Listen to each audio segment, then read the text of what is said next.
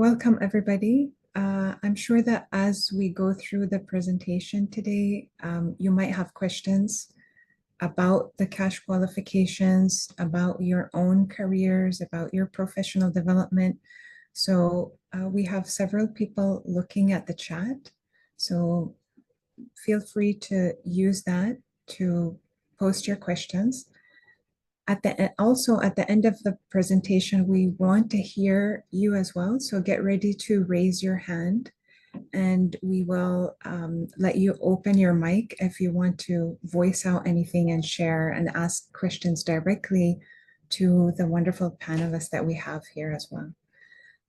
For the panelists, Jeannie, Dareen, Somita, today we do have a presentation, but I would love it to be more informal. So I will just ask questions and feel free to answer if you feel like you want to add something to a particular point that is shown on a particular slide. So don't feel that you can't interrupt or add a point if there's something that you feel. Aswan has already started raising her hand. Thank you so much. So we'll come to those raised hands later, Aswan, and we will allow you to unmute and talk at the end, so that you get to ask everyone questions. So again, welcome to Open Day. By the way, we do these live events once a month. Usually we cover a specific topic within early childhood education. Today, because it's the beginning of the year, we know we have a lot of students who are thinking about a cash qualification. They might be confused, or they might be, new to this whole system and they want to learn more. So for this month, our live events is kind of focusing on going a little bit deeper on understanding what is cash, what are all these levels about, how do I choose the right program for me? Is it the right thing for me, or maybe it's not? And that's what we're here to figure out together. So Arabian Child is one of the early childhood training institutes. We are based in 3 major locations, but we have students in many, many countries. We have an office in US where I am in. We have an office in UAE where Zubina is at.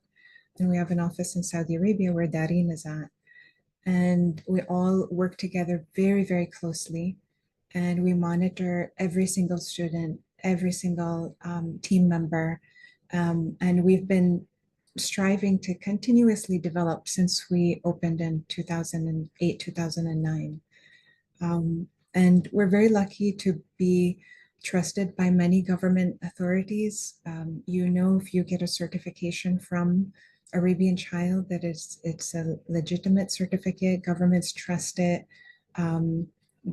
Usually in Dubai, I've heard that, when they do interviews for our graduates and potentially looking at a potential child care director or center director or principal, so our students do really well, and I'm so proud of that. And that's because of the wonderful trainers and facilitators that we have, like Sumita here. So we'll get to hear from her a little bit later too. With regards to accreditations, each country is different, and we're an accredited training institute in every country that we work in. And in addition, of course, from the UK, we're an ACASH accredited center, which CASH is a UK awarding body. And we also have other programs and other awarding bodies that we work with from the US as well. So you're going to be seeing this year, there's multiple new programs coming in from other training institutes like the McCormick Center, which is one of the oldest and most recognized and renowned center for preparing and credentialing directors in early childhood. Penn Foster, which is the 150-year-old university in the US. And so these 2 partners are launching courses with us soon. We're waiting for the government to kind of finalize KHDA to kind of release our final approvals for these programs, but we're rearing to go, and we're we're really excited to launch them side by side with the cash programs as well. Everything we do is to focused and centered around the child. We care about preparing and all professionals. So yes, majorly that is professionals who work in schools, nurseries, and daycare.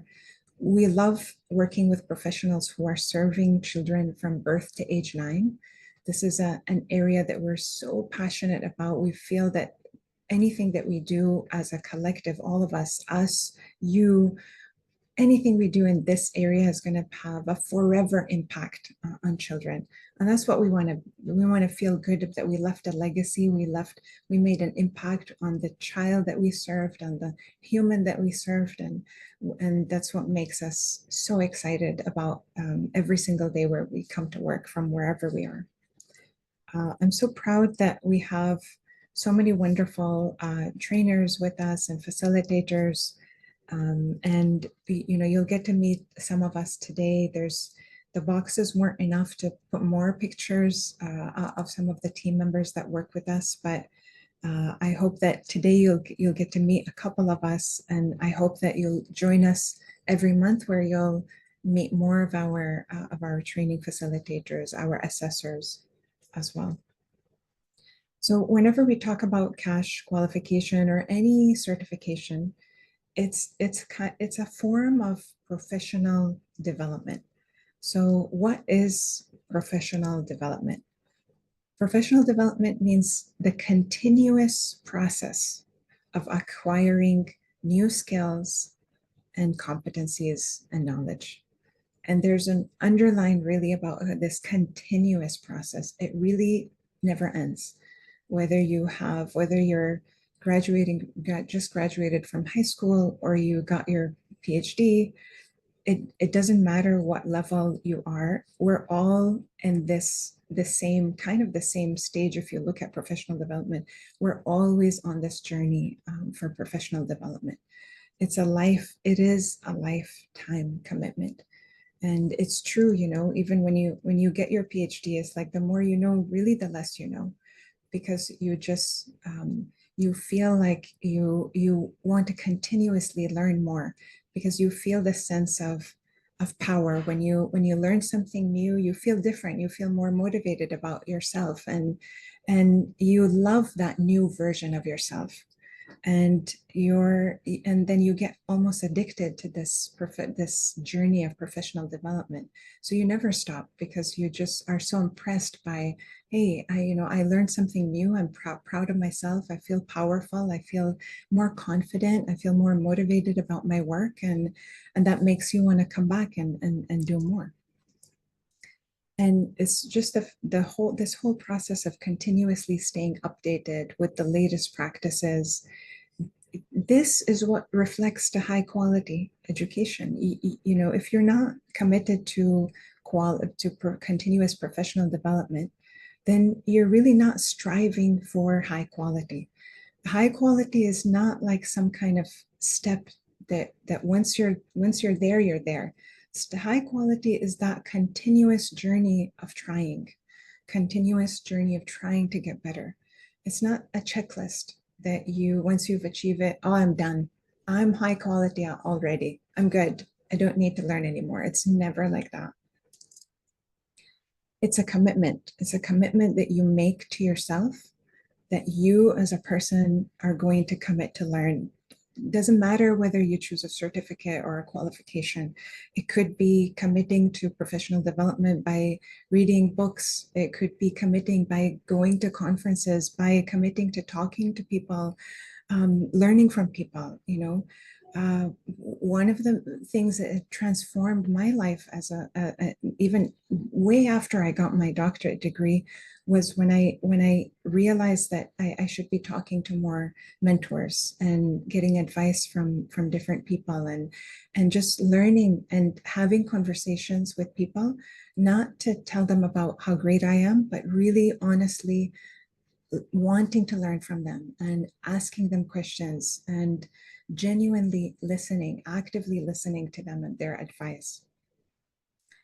So when it comes to professional development, maybe Jeannie, can you tell us a little bit more? This is, you have experience on teaching early childhood educators at universities. You have experience on in leading your own child care centers. Why is professional development so important in early years specifically? It's so important in early years, partly because we're dealing with such very young children and we have such a huge responsibility to those children and to their parents.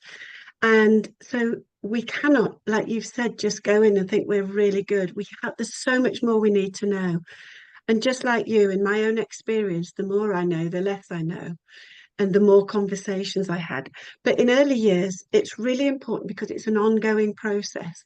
And if you choose to take one of these courses, the value of the cash courses, if you like, gives you this professional knowledge because it doesn't just focus on one thing. You look at child development, you look at how to work with parents, you look at what the best sort of environment you can set up for a child to help their learning. But as well as that, you will be learning about how to manage children in different situations, their emotional development. So we need to be viewed in early years as professionals so that people trust us to look after their most prized possession, really. And I think one of the other things I would say it's important is because often in my experience, students will do different modules. They'll learn about child development. They'll learn about, how to teach maths, perhaps to young children or to develop language. But what professional development does is give you the skills as a person to look at your qualities, your personal attributes, and what you can bring to the profession and to the sector. Thank you, Jeannie. And Sumita, you've been training teachers, you've been guiding, mentoring, coaching teachers, directors. You're leading your own centers. What's the difference when you have students who have this kind of mindset? They're not there to, can you tell the difference between the kind of students that are kind of dedicated to learning and professional development and the kind of the students who are just not, they are just there to finish the certificate or kind of get through the checkpoint? What do you do to inspire the learning aspect of it with your own students, with your own staff? Yes, so thank you so much, Dr. Samya. I feel it's a very, very interesting profession because, I get to interact, with people from vast different cultures here and then with different interests.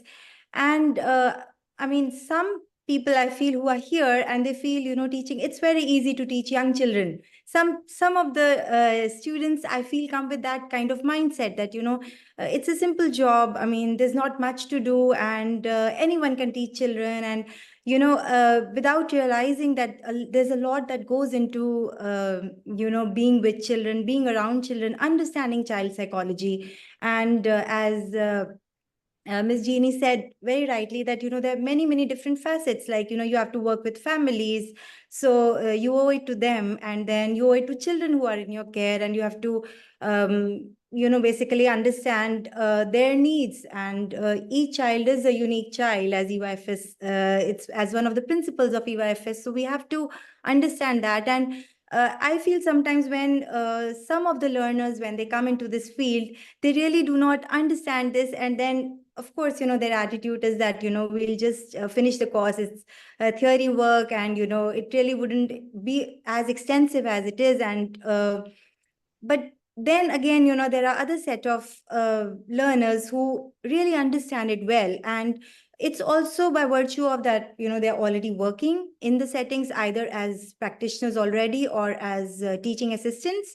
So they understand what it takes to, and it may sound very cliche, but I feel you have to have that love for these children to be in this profession. You cannot be in this profession if you don't have love for children and you don't have empathy for them. You need to understand they're very little, and we as professionals, we need to continuously update ourselves. Also keeping in mind the present world scenario, the world is rapidly changing. I mean, it is changing at such a fast pace. So everyone has to constantly learn and keep on updating the skills through a lot of research work. And as you said, mentors are important, and we have to constantly seek those mentors and be ready for that learning. So I mean, my piece of advice to all those who are looking at doing these courses and becoming earliest practitioners, first of all, ask yourself that how genuinely interested are you in this profession. I mean, and there's a lot that goes into, you have to continuously read up about articles. You have to have that continuous exchange of ideas. I feel that's another very, very, very, very important thing, because sometimes in the online sessions, I mean, I struggle to get everybody's ideas in, because it is a challenge to get everyone to speak up. Sometimes it is also, I feel, due to some hesitations, and people have those apprehensions that maybe it's a silly question, or it's not as important to share. But I really believe in the power of sharing insights and your personal experiences, because that is what gets us going, and helps us progress and give the best quality education to children. Thank you. So yeah. So nice. It feels so good when you don't have time to listen to everybody's ideas. That's when your whole group is so engaged with you, and that's such an exciting group to be with. So like I totally agree that it's because you mentioned something very important, Sumita, is that the world is changing. There are new trends, new challenges that require new trends. And for example, 10 years, 15 years ago, we had to teach our teachers how to integrate the computer and technology into the classroom. And today we're talking about how to integrate artificial intelligence in the classroom, or not, or how to integrate technology. So there's just these continuous challenges that will never stop coming up. And as us as professionals, that's our job, to stay ahead, to learn the new tools, the new techniques, and then be prepared to adapt our curriculum and teaching strategies. And technology is not the only change. I was just going to add there, Samia, that also with the new changes in the new world, you've got families that move from different countries all the time. So not only do we need to know and understand about parents, but we have to start to understand the needs and wants and cultural differences of parents. For example, I know in Dubai, so many expat families, and trying to integrate curriculum and culture. So this is why it's so important to keep up with the latest trends as well. That's right.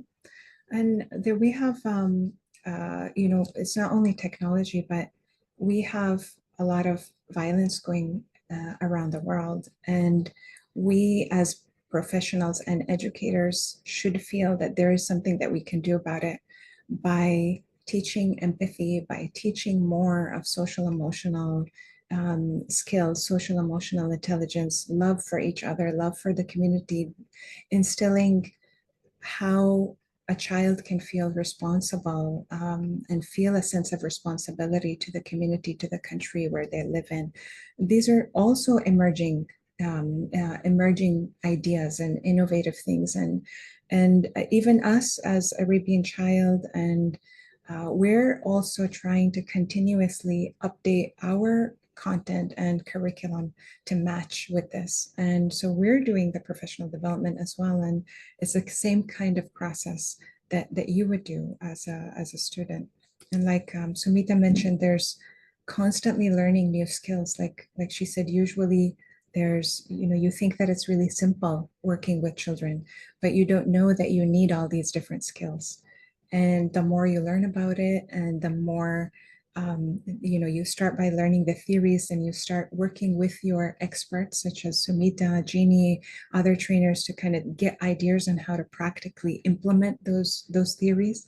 And then through that implementation, you practice and start building those skills. And going back to professional development, it's not only important for you as an individual, but it's also very important for employers. So Eugenie, you've been an employer. So Mita, you're also in this position.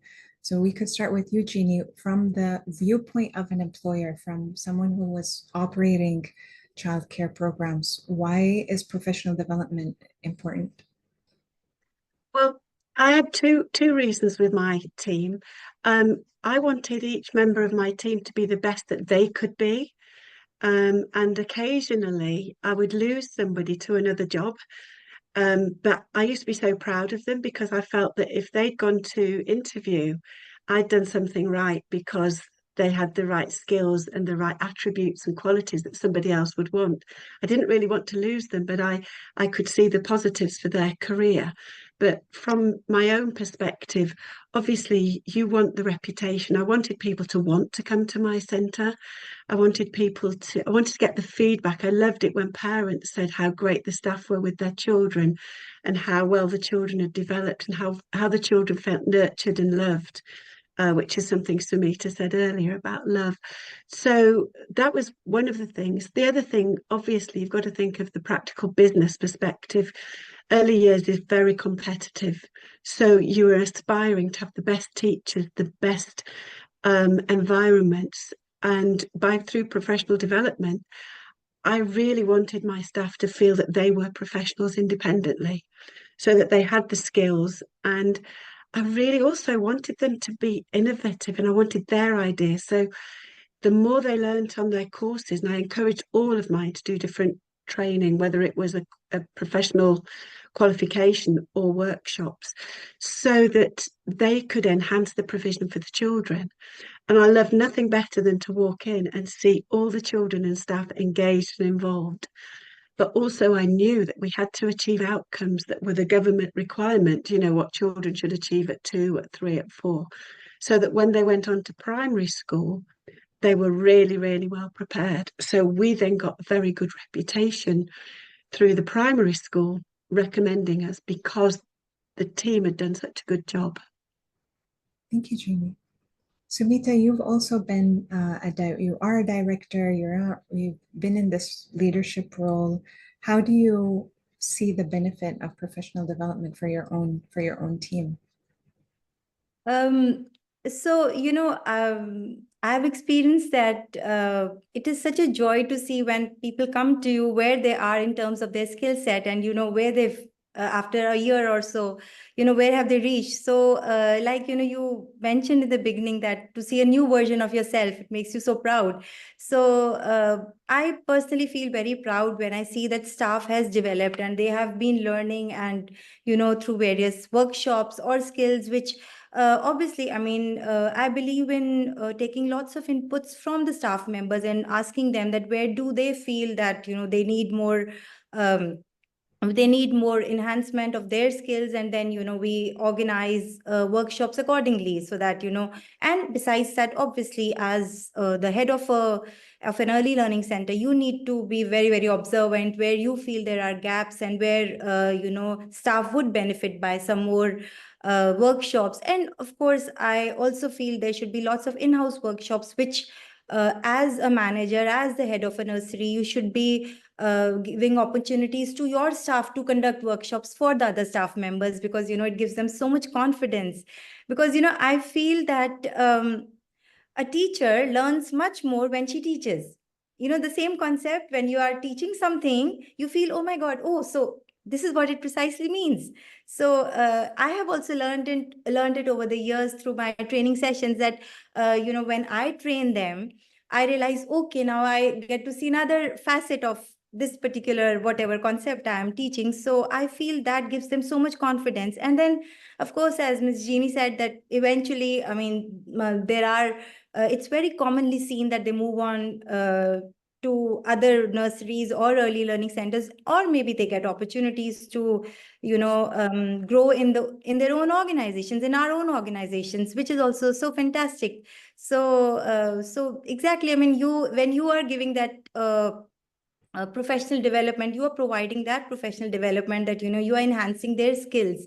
So you're giving them a lifetime of it's a lifetime's gift, isn't it? Because end of the day, if you have been able to contribute in some way in a person's professional development, it is wonderful. Because I have personally experienced that in my previous workplaces, wherein I got opportunity, and that is how I have been able to reach here.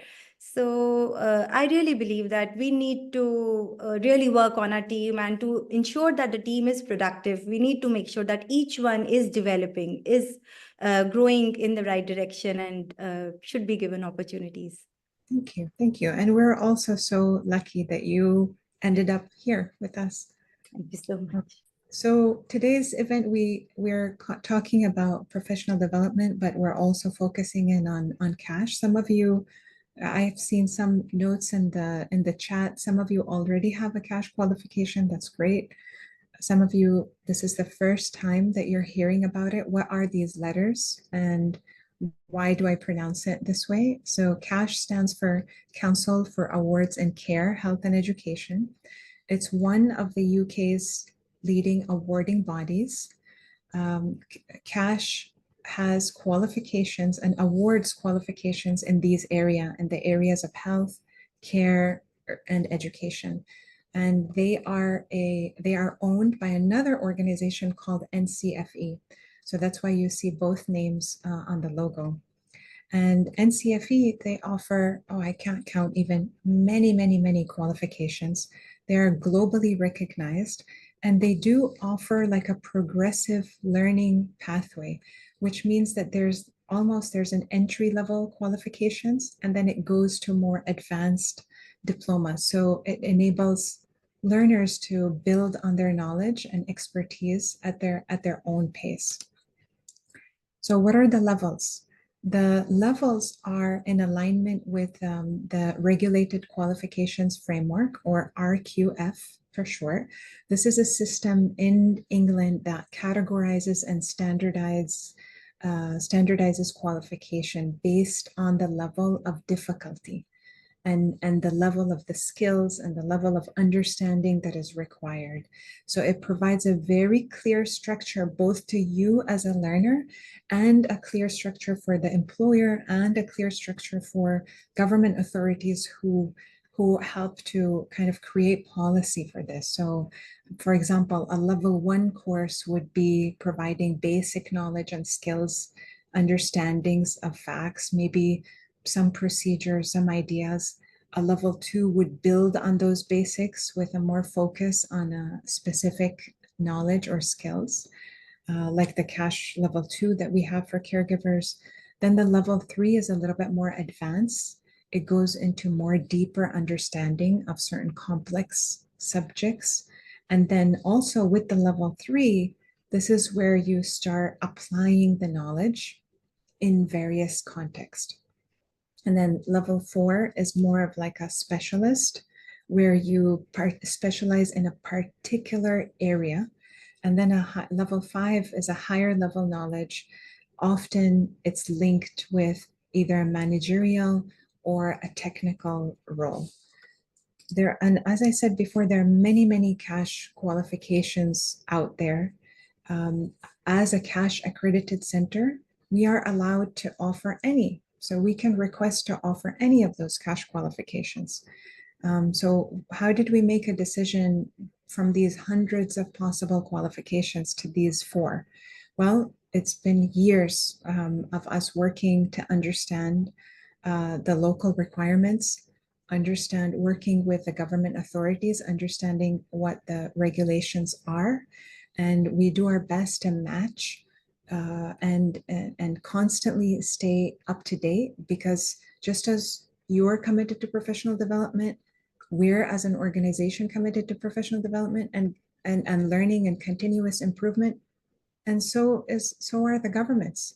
And that's why, think of it that way. So, when government authorities publish a new requirement, that's their way of improving the system. And so, that's why the changes happen. And so take it as a challenge, take it as an opportunity. So our job at Arabian Child is to do our utmost best to stay up to date with those and to learn from government authorities what their direction is, what they want for those countries, what the future looks like, what their strategy is, and to do our best to match the courses that we offer so that you're set up for success. Our our our, our most important objective is to make sure the child is under your care is safe and that you are set up for success. We do really, really care about every single one of our students. So who are our students? Usually a big portion of our students are job seekers.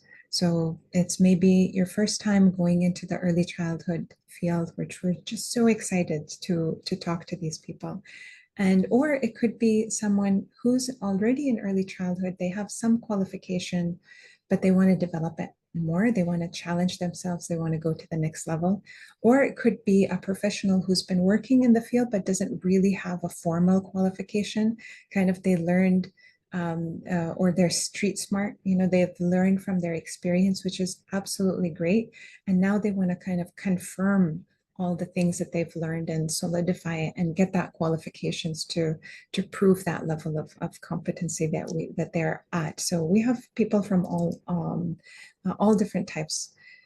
Why cash qualification? Of course, it's an internationally recognized. You can travel anywhere. We have students who've gotten their qualification in one country.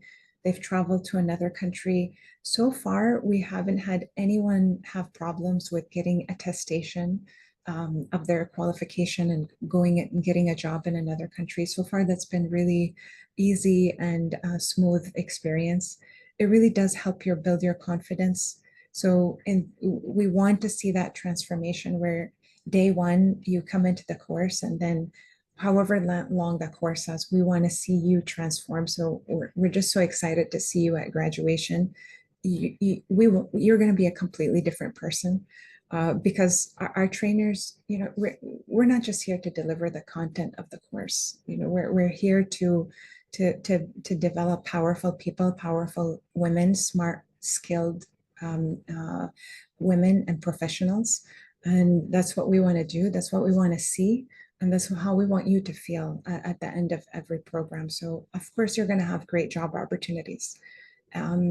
If you're committed to this, it's gonna, and it might not be in early years, but believe me, every single qualification or anything that you learn in early years is going to help you in any other area that you work in. I'd just like to add here, I completely agree. Having worked worked internationally since 2018, well, actually since 2007, I was invited to go and train people in a kids club in a hotel in Mauritius because the hotel had recognised the importance of the EYFS and the cash training. And they wanted the parents of people that went on holiday to know that the carers that were looking after their children in the holiday environment had the best sort of professional qualifications. And the same in recent years in China and other countries. Like Samia says, and even in my own experience, I had no idea when I started my own business when my children were little that I would end up working internationally. And equally, so many of my students from university have gone to different countries and have never looked back since that first dipping their toe in the water and getting on the first cash course. So, yeah, even if you're not sure what you want to do, once you start getting the experience, and just like Sumita said, you might move to setting up your own centre, for example. You might go and support a whole chain of hotels in providing creches and kids club facilities.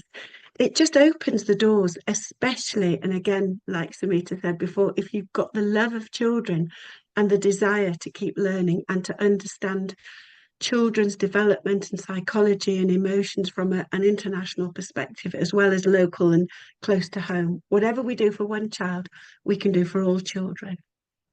Thank you. Thank you, Jeannie. And I just want to mention that while you're getting your cash certificate, We do really focus on providing you professional support. So there's a lot of intelligent feedback and a lot of constructive feedback that you get on your work. And that is what transforms you. So there's a lot of professional support.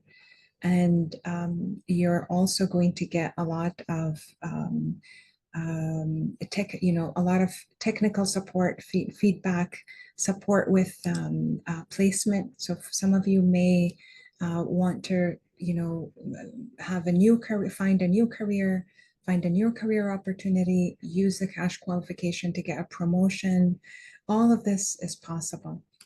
I just want to double click and dig down a little bit on some of these programs.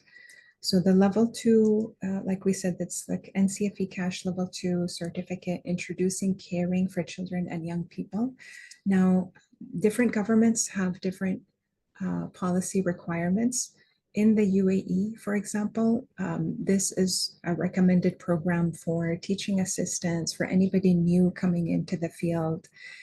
You're going to learn about child development, play, nutrition, child protection, and it's kind of the essentials. So if you're completely new to early years, this is a great place to start. It's available in both English and Arabic.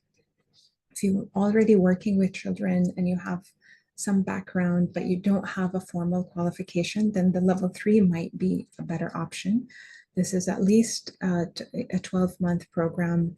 Again, it's available in English and Arabic. And there's some requirements to placement hours. So remember what we said, the level 3s and 5s have requirements that you have to spend certain hours with certain age groups, infants, toddlers, preschoolers, and you have to show that you have developed those skills. So we have our trainers, our assessors, they come into the classroom, they will sit down on the chair, on the floor, and observe you with children implementing the things that you're learning. And you won't pass the course until you've gained all these competencies and that you've showcased all these competencies. So a lot of government institutions look at the Cash Level 3 program as kind of like a license to practice, because you can't pass the course unless you've proven that you've showcased these competencies. Same with the level 5. Level 5 is for is kind of looks at both the academic side, leading the academic side, but also the business and leadership side. So it covers team leadership, professional supervision, performance evaluation for your teams, kind of looks at everything that you need to do as an early years leader. The Cash Level 3 is it's a new program that we started offering. I'm not sure if there's other centers that were offering it before, but we just started offering it. We're finishing up our second cohort this month or next month. And our third cohort starts soon. I'll show you the schedules in a minute. But this is becoming a very popular course. And government, it's the level 3 award for special education needs coordinators, and specifically in an early year setting. So there are many government entities, education council that are saying, if you're committed to being a high quality early childhood center, then you need at least one person in your setting who has the SENCO certification. And it's, I think that it's such a great certificate to specialize in. It's great if you already have your cash course or you have another qualification in early years, then this is the next, feather in your cap. This might be the next step for you.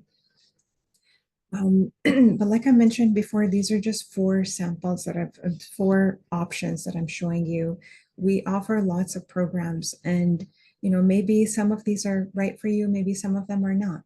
And it's that conversation. We really work with everybody individually. We have a team of people, Zubina, Maha, Dareen, Dr. Manal, Rafa. There's so many team members that we have who act as early years solution specialists act as your guide. When you have a conversation with them, they're not there to kind of just tell you to sign up to a program. They're there to listen to you, what your career goals are, and try to really advise you on what the best path is. And sometimes it's that happens that it's sometimes it's none of these courses. But we're still, when you talk to us, we're still excited to give you that advice. Think sometimes it's so valuable to talk to these people because in my experience that some students really underestimate their own abilities, and we can often see qualities, particularly when I've watched students come in on placement, and you can see that they're going to be excellent practitioners. So, if you've got any doubts, do talk to these people because they will probably see the quality that you've got that you might not see in yourself. And that is all part of the journey. Thank you, Jeannie.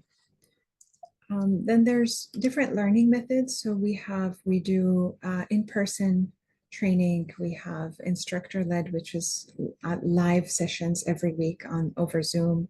They're self-paced training, and there's different learning modes that is appropriate for different people, and it's not a one size fits all. And we also have, I want to ask Dareen here too. Dareen is our community partners manager, and she's also in charge of student support. So Dareen, what are some of the things, how do you support our students? What are some of the things that you do to help our students get through these programs? Yeah, well, sometimes they need some help to navigate through the online platform as it's something new for them. And I just make sure that they have all the resources, the tools.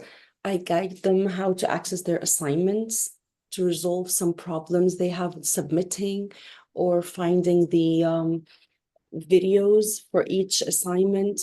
And I also help them with what the requirements for the submissions for each assignment, and also the grading criteria. I help them to get in contact with the assessor, and I make sure everything is okay for them. And yeah, I help them in anything they need. Thank you, Dareen. You can see that, her support is going to be invaluable and she is a huge support for all of our learners, because when you feel overwhelmed and you just need someone to talk to, Dareen is just wonderful in that. So with regards to those 4 programs, the cash level 2, you kind of can start, you can learn anytime. That's our self-paced course, and you can start that immediately. And then you can see the dates, their upcoming dates for the level 3, the level 5, the Senko course. And in order to complete these courses, of course, you need to complete all the assignments. You need to get 100% on all of the assignments. And don't worry, you can resubmit your work. With the level 3 and 5, there are some practical requirements. You have to spend some time in the real world setting, proving your competencies, showcasing the competencies. And then, like Sumita was saying, you gotta attend, you have to participate, you have to engage, you have to share your ideas. With regards to the assignments, Dr. Samir, sorry if I may add here, in relation to 100%, this is what I've experienced, that it's very often when initially the learners start the course, they're very intimidated by this 100% thing. And they're like, oh, so we need to score 100 on 100. I said, yes, you have to, but it's very doable. So just sharing this with our prospective learners that it's nothing to be intimidated about. It is very, very achievable. And as you just said, resubmissions are very, very normal. I've personally received have been asked for resubmissions when I did my cash levels. So it's nothing to worry about, because this is something which comes to me very often, especially in the start of the year. So just sort of sharing here with the learners. Thank you. Excellent. Yeah. So when you start off by reviewing the material, then you download your assignment, you work on your answers, you do your reflections, you do your practical work as you need to, you upload your assignments, and you get your feedback. And if you need to, you revise your assignment and then you submit it again. And that's how the cycle goes for every unit. Generally, in order to enroll into a cash program with us, you should have access to these things. You have to have at least a high school certificate. You have to be able to manage your time. You have to be able to have access to a computer or a laptop, an email, Google Drive. You have to have some good research skills. And you have to have access to, especially if you're doing the level 3 and the 5, you have to be either working or volunteering at a center. Here's what the certificate looks like. It's, of course, you're going to get a certificate directly from CASH and CFE. They arrive at our office in Dubai, and then they get distributed to our locations.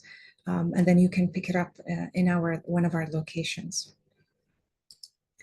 We do have lots of job opportunities as well. So maybe Dareen, can you talk a little bit more about just in less than 1 minute about our community partners and about how you can connect our learners to if they're looking for a job? Sure. The community partners, it's like a collaborative initiative where we partner with schools and nurseries, and we provide mutual benefits. Most of our graduates from the Arabian Child, they are exceptional. So when they see in their resume that they're from Arabian Child, it's a lot easier for them to hire them because they know that they have the skills, they have the resources. So most of our graduates are really more able to find a job because the knowledge that the Arabian Child gives is exceptional. Thank you, Dareen. So these are some of the centers that we work with, and Dareen specifically works with around 35 organizations directly. So only if you are looking for a career opportunity, then if someone new, or maybe you're changing cities, changing countries, then you can speak to Dareen about that as well, and she'll try to connect you with the right employer. Specifically for today, so for the next 24 hours, we're giving out a 30% discount on all of the cash programs. We do provide discounts on all the cash qualifications as much as we can throughout the year, but definitely 30% is on the higher end. We haven't really given out this much, but we really do want to support all of our learners. We want you just to have a fresh start this year. We want you to start fully excited about the year, about what this academic year is going to mean for you, how you're going to transform with that. So that's something different. And if you are interested in all these programs, there's the QR code for the inquiry form. Our team is also going to be posting the link to the inquiry form in the chat. So once you fill that out, I encourage you to fill it out quickly, because there's about 700 learners who are interested in our cash programs. I just saw the numbers last night, and we won't be able to accept everybody into the cohorts. So if you are interested, fill out the inquiry form fast, and we will do our best to contact all the phone numbers that we're getting and all the requests that we're getting. We also have a WhatsApp broadcast group. So if you want to join, there's the link. They're going to post the link in the chat as well. So if you want to stay up to date, we try very hard not to bombard you with messages. Usually our messages are related to free courses and free learning events.